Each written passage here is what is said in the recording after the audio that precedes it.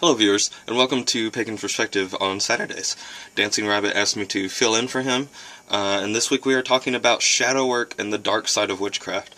And shadow work is something that in the questions they were kind of also asking if it was something that we considered evil. No.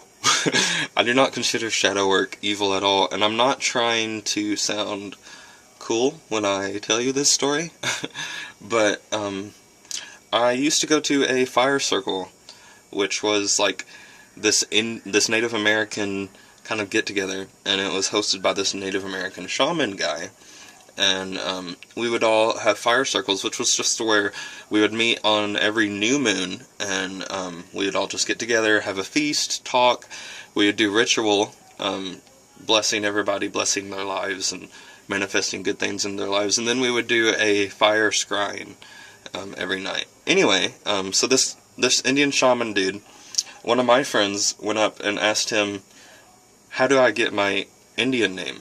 Pretty much, craft name, Indian name, whatever you really want to call it. I'm sure most people that are watching have heard of craft name and Indian names, so I'm not going to explain that. But so anyway, she asked for it, and he said, I need to pray on it, and so he went home and he prayed on it for, I don't know, about a month, because, I mean, that's about as much as we, met, and the next time we came back, he said, hey, he pulled her aside and he said, hey, I had a dream about your name, and I know what your name is now, and so he told her what her name was, and so then that made me be like, oh, I want one, and so I asked him if I could have one, and he said, yeah, I need to pray on it, I'll give it to you next meeting, and so this man had never known me before this couple, like 2 times that I met him, and so he went and prayed on it, and the name that he came back to me with the next meeting was Shadow.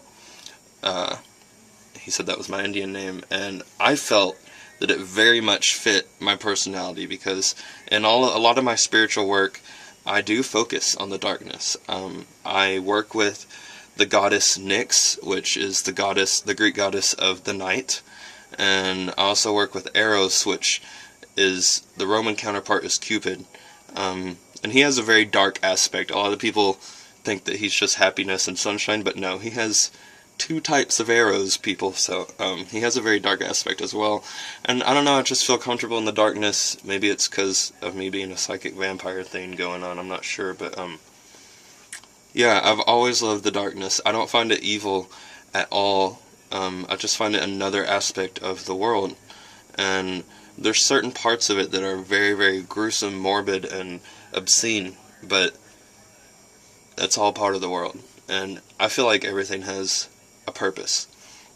So, some of the questions that we were talking about, whenever we got the questions for this week's Pagan Perspective, was, they were wondering how to work with their shadow self, and here lately, I have been reading a book called Walking the Twilight Path, and if you have just, dropped the soap, it was this soap though, but yeah, anyway,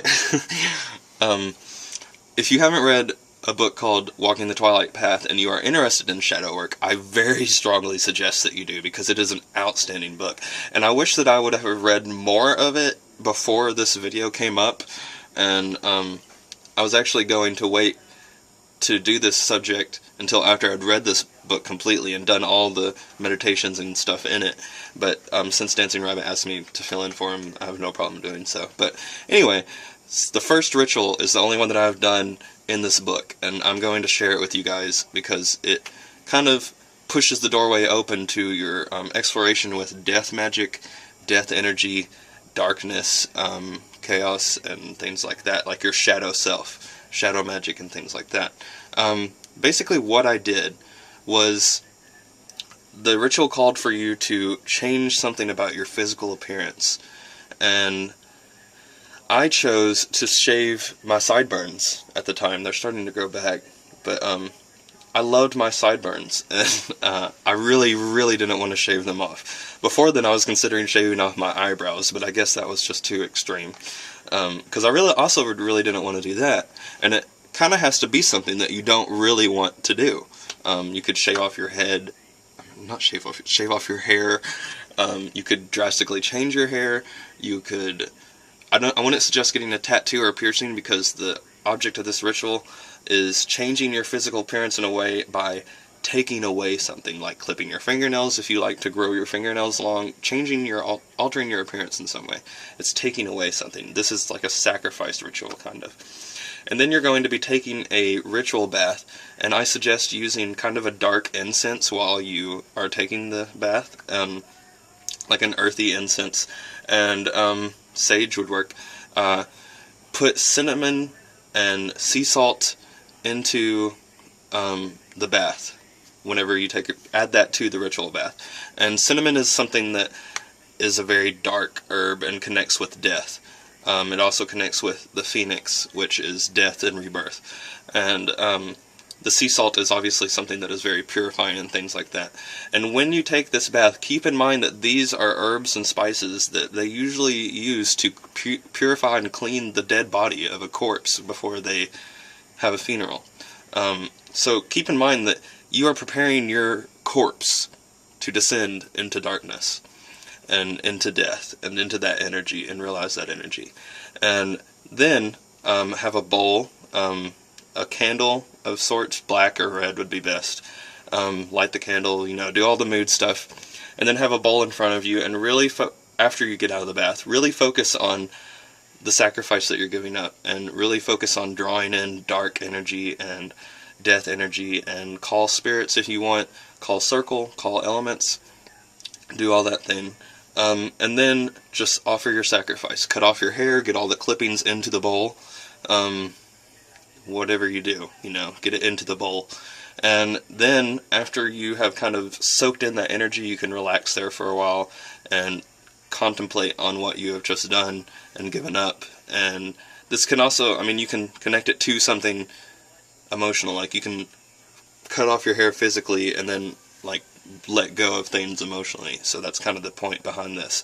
But after you do that, and after you feel like your time is to continue with this next step, you take the things that you have collected in the bowl and you put it together in like a little burnable something. I wrapped mine in paper, and then you set it on fire, or you can bury it, or you can throw it into the water. You're wanting to dispose of it in one of the common ways that they dispose of a corpse, and one of those ways is cremation, burning it, burying it, or putting it in a stream and letting it dissipate or whatever. You could even burn it and then put it in a stream. Have like a little funeral type thing for your discarded self and your past self, and then just go inside and enjoy the energies of what that ritual brings to you. So I hope that kind of helps you, push you in the right direction. And shadow magic is something that is very, very fun. It's very interesting. You discover so much of the world, and it's not something that really can be as evil and harmful as people think it is. So that's my opinion. Thanks, guys.